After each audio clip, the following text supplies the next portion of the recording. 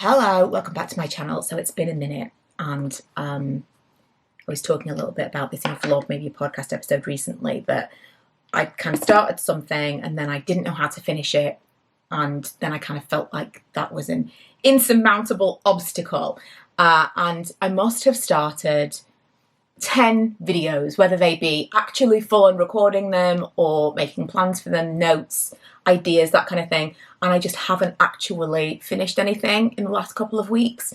And I feel strange about the whole thing. And I feel like, something's kind of stopping me. So I thought I'm just going to turn on the camera, put on some makeup because I have somewhere to be, and I'll just chat with you and we'll see how it goes.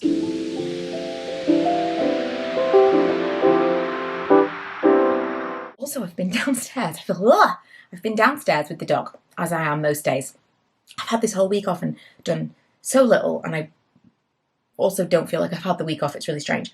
But I've been sitting with the dog downstairs and playing Animal Crossing, and I haven't really spoken much today. Me and Milo have just, been in the house by ourselves.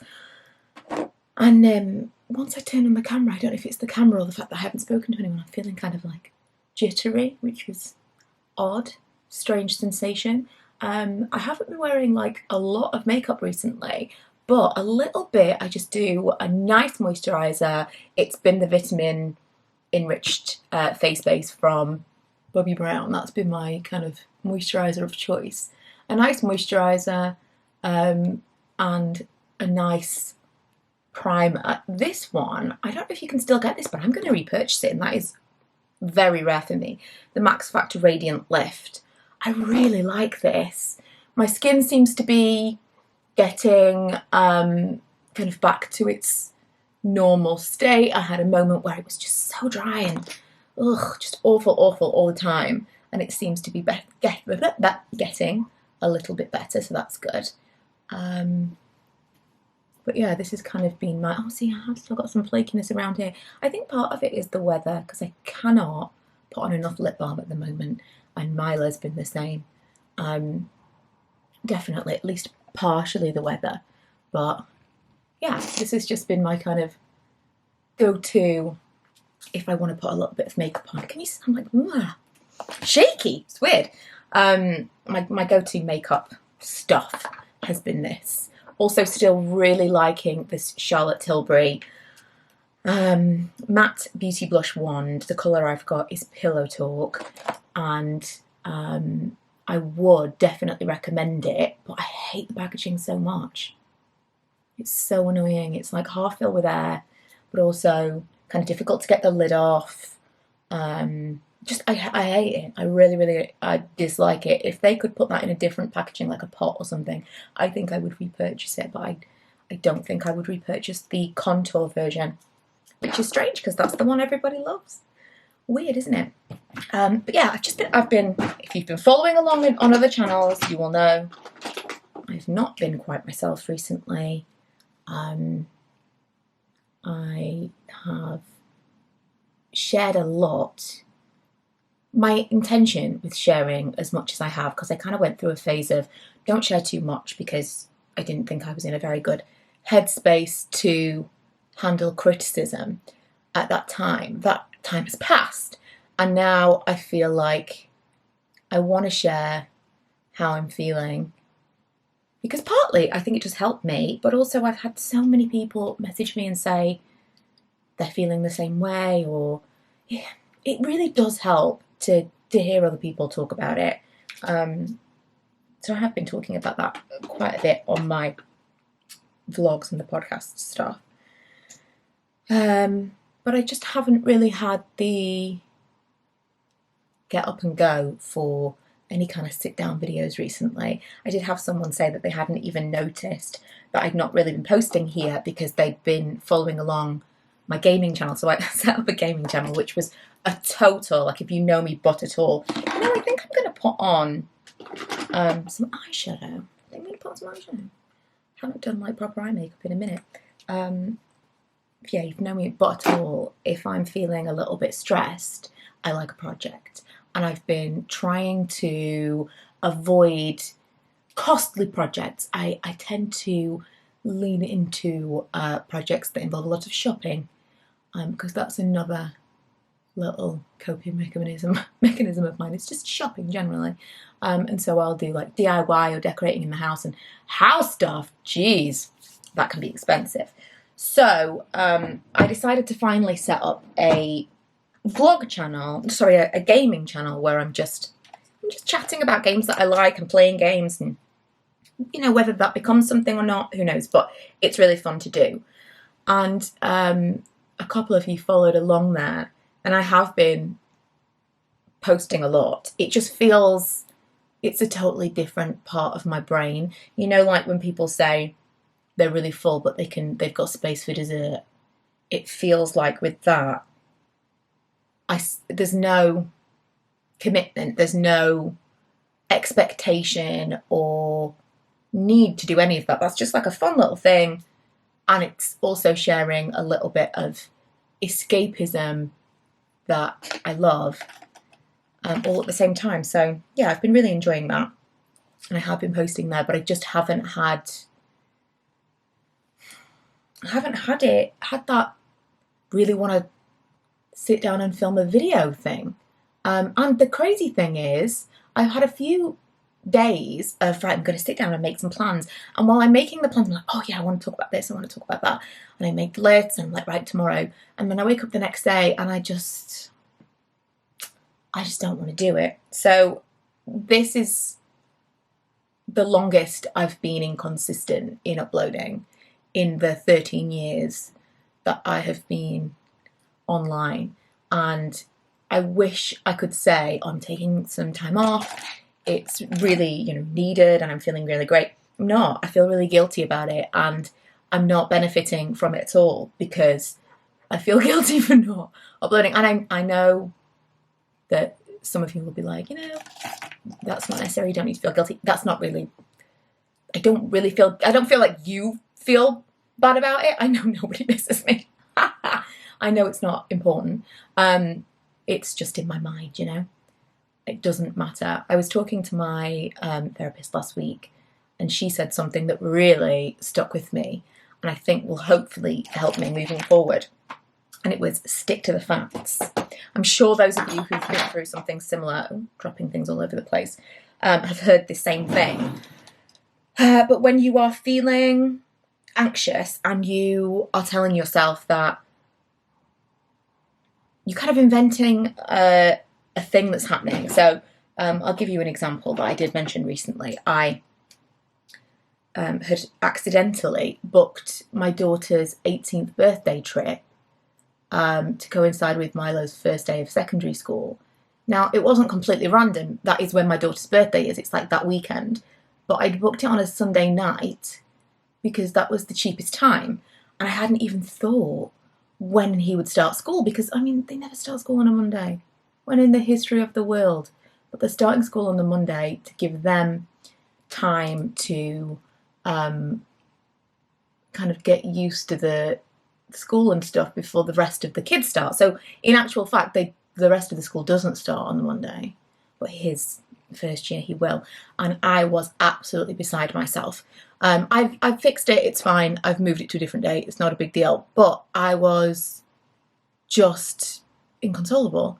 And what the therapist said was, you are inventing in your mind a narrative of the consequences of that without really knowing what they are. Like, for me, I was going to feel sad. I was going to be upset. Regardless, I was going to be upset that I was going to miss that. But I was imagining in my mind that my son was going to be so disappointed and he was going to feel like I didn't care. And if I moved the trip, my daughter was going to think that she was less important because I was moving something that was significant for her, for something that was significant for him. And this is all just in my mind. This is just, I'm imagining this. This is completely just made up. These are not facts. These are what I think is going to happen. It's not actually what's happening. So that really has been helping me stick to the facts. But anyone who struggles with this kind of thing will know it doesn't stop you having those thoughts in the first place. And so I do just have in the back of my mind, I feel bad if I'm not doing things. I feel bad if I'm not using my time productively, if I've taken too long off something that I should be doing, something I've committed to. I just feel guilty all the time. And that's something that I'm doing to myself. It's not something anybody else is putting on me. I'm doing that. And I am someone who has gone on and on in the past about how you can choose your mood, choose happiness, you can choose how you react to situations, you can choose to feel a certain way. Which is why I've always said I am not an anxious person. This is not something that I struggle with. When people said to me, oh, well, maybe it's this, maybe it's that, I'm like, no, that isn't who I am. And it hasn't been who I am ever. It's never ever been a problem for me. And so I really pushed back on this for a long time. And when I went to see the doctor originally, she was like, well, this is what this is. And I'm like, no. Like, that's not me. And I'm starting to realise, we go through phases in life. And currently, yes, that is me. That is not something that I don't have an anxiety disorder. I'm not someone who has struggled with that my entire life. There've definitely been certain things that maybe I'm addressing now. But that's not something that I've always struggled with. So I've never really understood it. But I am going through a period of time where it really is kind of taking over a little bit. And I'm not in time because it's not something, I don't know if it isn't something I've struggled with or it's just I've just pushed that all the way down and been like, that's not a thing, we're not dealing with that. Don't know. But because I have never dealt with it before, I just don't really know how to live with it right now. So I've just been struggling. I've been very open. I'm sure lots of you are like, enough, no one cares.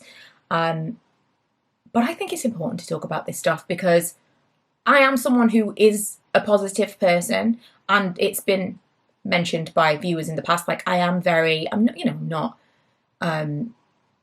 children's TV presenter positive, but I am a positive person. I try to look on the bright side of things. I try to be a glass half full kind of person.